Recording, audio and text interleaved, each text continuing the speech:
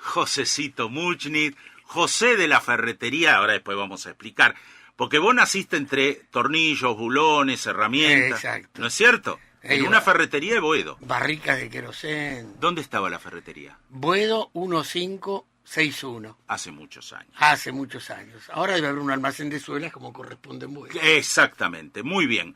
Germán no nació en una ferretería. No. Pero tiene unas herramientas para la creatividad y la imaginación en el vuelo literario que ni les cuento. Tanto como el gran poeta José Muchnik. Ambos están con nosotros. Me gratifica que estén en los notables. ¿Cuántos libros, Germán, tenés publicados ya? Y más o menos 30. 30. ¿Cuántos libros, José Muchnik? Bueno, en poesía debe haber unos 15. Ajá. Más alguna novela, obras de teatro inédita. Ajá. Y después tenés la parte de antropología. Muy bien. Ahí hay muchos. O sea que te fuiste, le ganaste por No varias cabezas a se Germán. trata de ganar a nadie. No, Ya digo, no los pero- conté, no te puedo decirlo. Uno va escribiendo sin contar, ¿viste? Vos te fuiste del país por primera vez allá por 1976, ¿no es cierto? Septiembre de 1976. Sí. Ajá. Me imagino el porqué, ¿no?, de tu exilio. ¿Te fuiste directamente a Francia? Sí. ¿Ya eras ingeniero? Era ingeniero químico en esa época. Ajá. Después cambié de vida ya.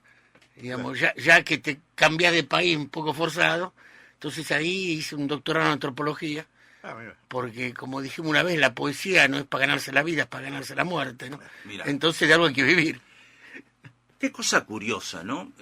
Vos que venís presuntamente de las ciencias duras, la ingeniería, siempre me llamó poderosamente la atención el vuelco de Ernesto Sábato, doctor en física, tan luego, doctor en física, si hay ciencias duras y exactas, mira vos, doctor en física, que después se dedicó a la novela, que escribió cosas maravillosas, que después se abocó a la pintura. El ser ingeniero de formación, como formación de base, digamos, ¿no?, te condicionó, te frenaba un poco para que vos desemboques en el arte de la poesía. No, yo creo que no. Es más, hay matemáticos que fueron grandes poetas, hay médicos que son poetas, ¿no? No sé, ¿viste? Creo que yo siempre lo llevé en paralelo, ¿viste? ¿Y En realidad escribía poesía desde chico en la casa Chorizo de Colombres, ¿no? ¿Ahí apareció el poeta? Claro, tenía 7 años. En esa época era niño nomás, no era nada no era otra cosa. Ahora sos un viejo aniñado. Claro. Bien. ¿Había un mandato familiar que te obligó a ser ingeniero o fue por propia voluntad? ¿Cómo lo viviste? No, yo hice ingeniería porque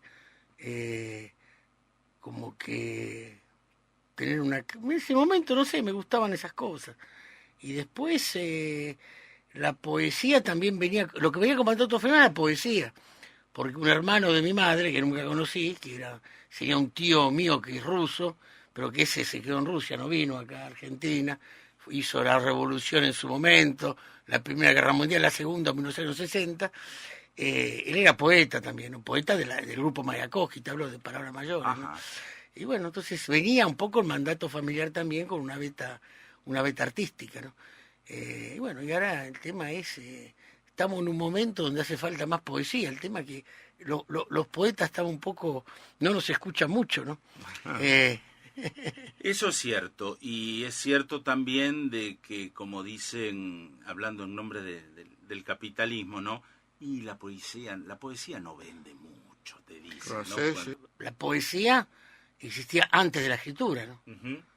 La poesía era una forma ritmada de transmitir conocimiento, inclusive oral. Por eso tenés cantos de herrero, cantos de la vendimia, cantos de esto, del otro, porque una forma de transmitir saberes, ¿no? Después hubo un momento en que esa poesía comenzó a ser escrita, ¿no? Pero los que sabían escribir eran muy pocos también, ¿no? Entonces la poesía siguió transmitiendo por vía oral por mucho, mucho tiempo. Y así fue durante, digamos, siempre una relación entre el tipo de poesía y la forma, el soporte de escritura, ¿no? No es casualidad que la poesía ritmada, ¿viste? Los sonetos y eso, comienzan a entrar en crisis en el siglo XIX y en el XX ya entran bien en crisis y se produce la irrupción del verso libre, ¿no? ¿Por qué? Porque bueno, la poesía ya no era más memorizar algo, no era necesidad de poner memoria, sino de transmitir. Y ahora estamos en una nueva. Yo no creo que con esto desaparezca ni la novela, ni la poesía, ni nada. Pienso que está cambiando el soporte de transmisión y que hay que ver lo que pasa. En tu caso hay un tema esencial, el tema del lenguaje, ¿no? Yo te digo una cosa respecto a lo que decías vos, ¿no? Si algo puede aportar la poesía en este contexto es con respecto al lenguaje. Pues yo digo, no hay cambio social, no hay cambio político sin cambio del lenguaje, una batalla del lenguaje. Te hablo una sola palabrita para tirártela en la radio y que los pacientes o los oyentes la escuchen. El tema del neoliberalismo. Acá no hay neoliberales, son neoliberticidas.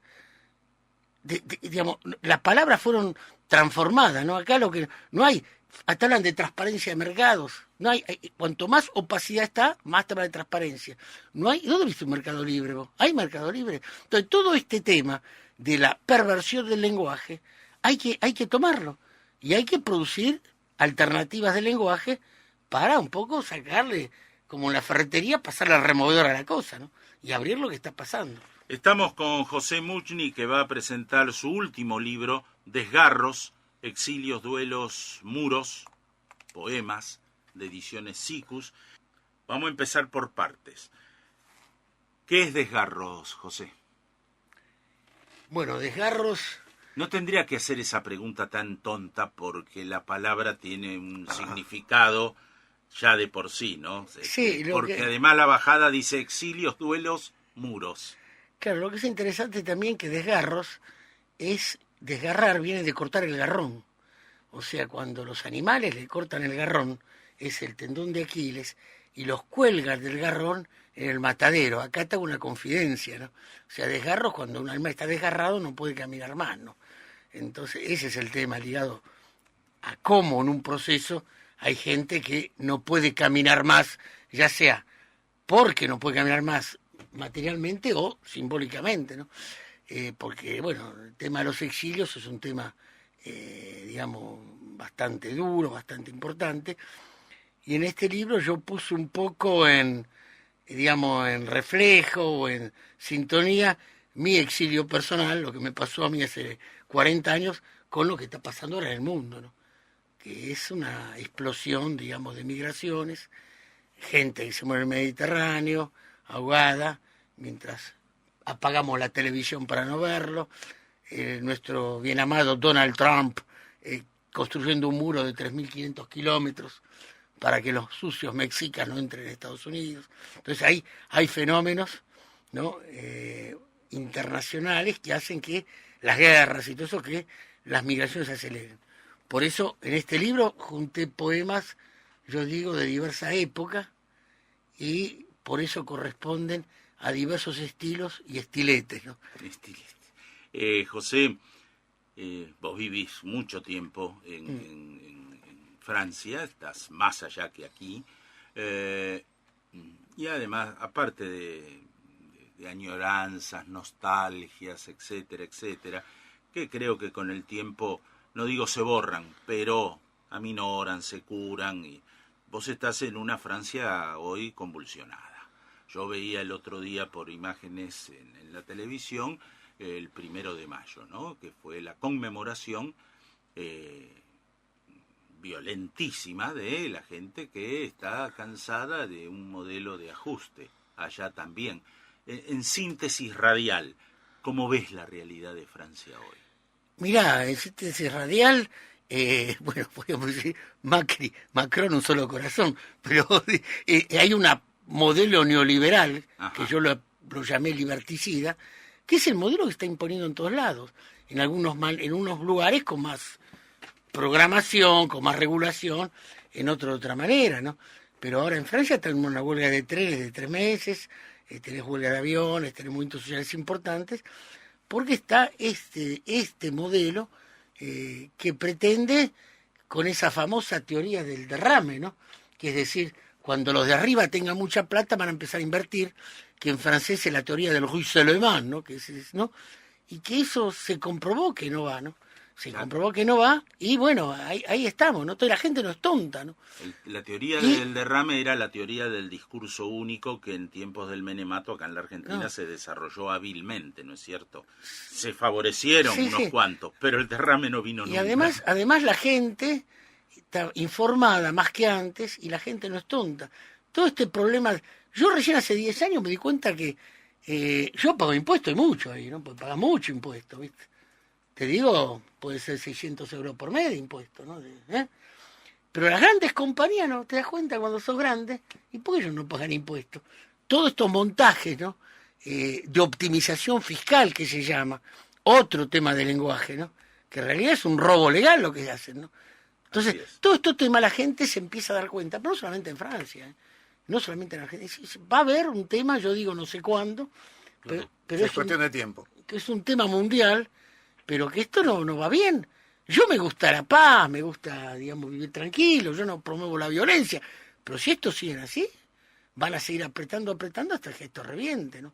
Porque lo hacen delante del público, además, ¿no? Pero además a Digamos, Macron, robo delante, como los alfajores Habana, se fabrican a la vista del público, esto te afana a la vista del público, ¿no? Bueno, No hablo en general, ni siquiera de Macron, hablo de lo que está pasando con las offshore, con todos estos paraísos fiscales, que forma parte de la economía mundial, lo dijo Strauss-Kahn, lo dijo públicamente. ahora, Macron llegó al gobierno de Francia no a punta de revólver, no por un golpe de Estado. Llegó a través de las urnas. Sí. Y en cada uno de los modelos que en Latinoamérica se están instalando con este perfil que vos describís también, también llegan a través. Antes necesitaban los tanques en la calle, pero ahora con las urnas alcanza. Bueno, pará, llega. Macron, te confieso que yo lo voté.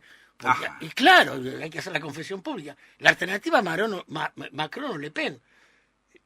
Y yo no voto en blanco en general. Bien. Entonces, entre una facha declarada y un tipo que es neoliberal, entre comillas, pero con su cultura y todo, bueno. O sea, vos votaste a un elegí lo menos- neoliberal y no a un neonazi. Claro, y bueno. Y es una opción criteriosa. Entonces te digo que es liberticidad porque ¿qué grado de libertad tenía para elegir? Ahí está. Bueno, acá están las ofertas literarias de José Muchnik con sus desgarros, exilios, duelos, muros, de Ediciones Sikus. Contame, Josecito, querido, ¿cuándo lo presenta? Esta noche es una presentación en la Feria del Libro. Hoy a las 21 horas en la Sala Sarmiento, Pabellón Blanco de la Feria del Libro. Bien, Eso es hoy. Y el martes 8 a las 18, fácilmente memorizable, martes 8 a 18, en el Instituto Patria, Rodríguez Peña 80, si la memoria no me falla. Sí. Instituto Patria, Rodríguez Peña 80. vieja sede del Círculo de la Prensa, Claro, eso. que ya no está más y que ahora está el Instituto Patria.